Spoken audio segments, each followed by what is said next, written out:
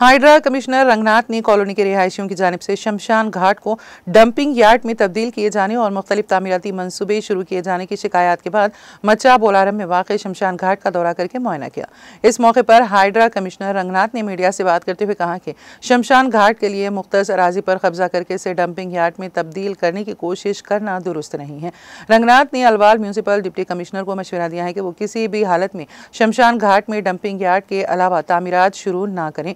उन्होंने कहा कि डंपिंग यार्ड के लिए सिर्फ 2 एकड़ जमीन मुख्तस की गई है और तकरीबन 5 एकड़ में डंपिंग का कोई मतलब नहीं है। उन्होंने कहा है कि मुकामी अवामी नुमाइंदों ने कॉलोनी के मकीनों की तरफ से शमशान घाट के तहफ़्फ़ुज़ के लिए गुज़िश्ता 24 दिनों से उठाए गए ख़दशात को उनके इल्म में लाया है।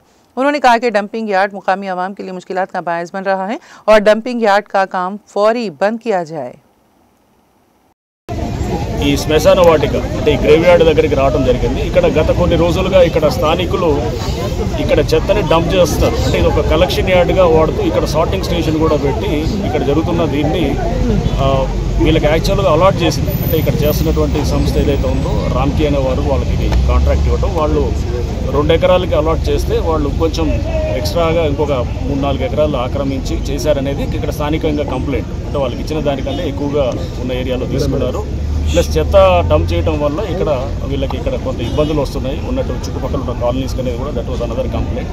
ప్లస్ ఇది గ్రేవ్ యార్డ్లో వీళ్ళు వర్క్స్ చేయడంతో అక్కడ చాలా చోట్ల ఏదైతే కనుక వీళ్ళు గతంలో పూడ్చినటువంటి ఇది రెమినెంట్స్ ఏదైతే ఉన్నాయో బోన్స్ ఇట్లాంటివన్నీ కూడా అవి కూడా ట్రేస్ అవుట్ అయ్యి దాంతో కొంత ఇబ్బందిగా ఉన్నదనేటువంటిది ఈ కంప్లైంట్స్ నేపథ్యంలో ప్లస్ రాజకీయ ప్రతినిధి కూడా గత ఎక్స్-ఎమ్మెల్యే గారు మైనపల్లి హనుమంతరావు గారు, ప్రస్తుత ఎమ్మెల్యే గారు రాజశేఖర రెడ్డి గారు, ప్రస్తుత ఎంపీ గారు ఈటల రాజేందర్ గారు, ఇక్కడ ఇది మన మల్కాజ్గిరి ఎంపీ గారు, వీరందరూ కూడా రిప్రజెంట్ చేయడం జరిగింది। మొన్న శనివారం రోజున మంత్రి గారు శ్రీధర్ బాబు గారి దగ్గర నన్ను కూడా పిలిచారు। ఈటల రాజేందర్ గారు ఎంపీ గారు వచ్చినప్పుడు కూడా పిలిచినప్పుడు అక్కడ కూడా మీటింగ్ అయింది। సో పబ్లిక్ ఏదైతే ఈ ప్రాబ్లమ్ని ఎక్స్ప్రెస్ చేశారో ఈ ప్రాబ్లంకి ఒక సొల్యూషన్ తీసుకురావాలనేది మంత్రి గారు మాకు ఆదేశించారు। అట్లానే జిహెచ్ఎంసీ కమిషనర్ ఇలంబర్తి గారికి కూడా ఆదేశించారు। సో ఈ నేపథ్యంలో ఇక్కడికి రావడం జరిగింది। సో దీన్ని తప్పకుండా రిజాల్వ్ చేస్తాము। రిజాల్వ్ చేసి దీనికి అంత డిస్కషన్ మీద రిజాల్వ్ చేసి పబ్లిక్ ఏదైతే వాళ్ళ కన్సర్న్స్ ఉన్నాయో అన్నింటినీ కూడా తప్పకుండా అడ్రస్ చేసేదానికి చేస్తాము।